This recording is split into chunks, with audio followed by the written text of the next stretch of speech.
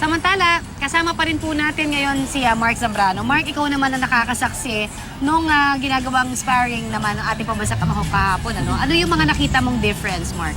Alam mo, kakaiba yung nangyari kahapon, Connie, no? Kasi 9 rounds of sparring ang ginawa ni Manny Pacquiao kahapon sa loob ng Wildcard Gym. Pero nagkaroon ng konting problema dahil hindi yata nagustuhan ni Coach Freddie Roach yung nangyari dun sa 9 rounds na yon. Kasi ang sabi sa atin ni Coach Freddie Roach, kasi nga sarado, closed door itong sparring natin, hindi pwedeng pasukan ng camera. So ang ginagawa natin, after nung sparring, kinakausap natin si Freddie Roach saka ibang coaching staff ni Manny.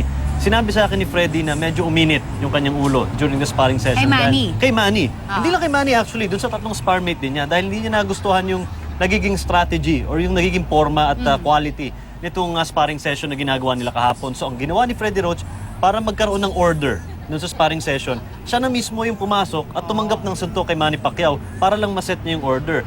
Now, sabi ni Freddie, hindi naman daw personalan yung nangyari, Connie. Kasi nga, there are times sa pag nagkakaroon ng adjustment, hindi ganun kadali ma-absorb ng sparmates ni Manny Pacquiao saka ni Manny Pacquiao mismo. So, normal lang daw yan sa isang training camp na nangyayari yung ganung klaseng mga miscommunication. At yan ang dahilan kung bakit nga nagkakaroon ng para bang practice, no?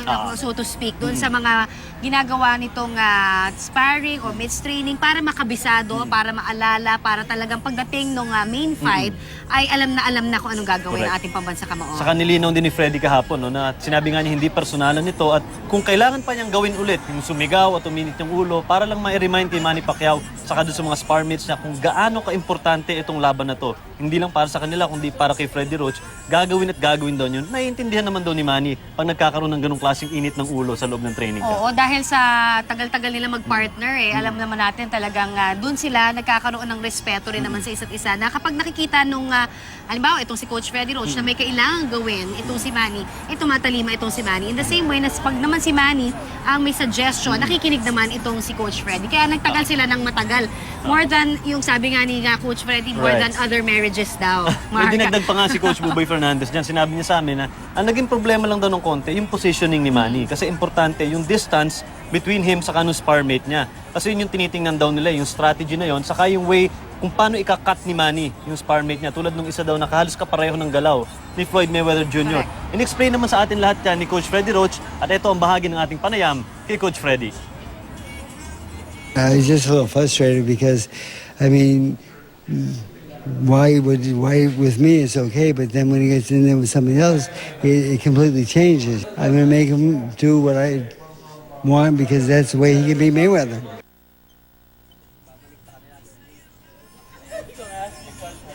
Alright, alam mo, nakita na natin kanina, of course, dahil Sunday po dito ng tanghali ay nag-lunch nga ang pamilya Pacquiao. As always, ginagawa nila yan dito. At pagkatapos nito ay magkakaroon sila ng family bonding time na, of course, off-limits ang media. At yan naman ay nire-respeto natin. Alam mo, sa tinagal-tagal ni Manny dito na nagtitrain, eto lamang araw na ito na talagang mabubuo sila na bilang isang pamilya. Kaya alam natin kung gaano kahalaga ang bawat minuto nitong araw na ito, Mark. Saka yung recovery period, Connie, yung binabanggit natin, as important as yung training, mas importante din yung recovery. Dahil dyan nag-umpisan lumaki yung katawan at lumakas ito si Manny Pacquiao. So hindi pwedeng laging training, hindi pwedeng laging bugbugan, di ba? Yung family time is very important. At maganda yung sinabi ng ating pambansang kamao, Lastly, sinabi niya kahapon, di ba? Talagang thank God, nakabuo na naman siya ng isang magandang week. Oo. At mula ho dito sa Los Angeles, California, ako po si Connie Season. At ako naman si Mark Zambrano. Balik muna sa inyo dyan. Salamat, Connie and Mark.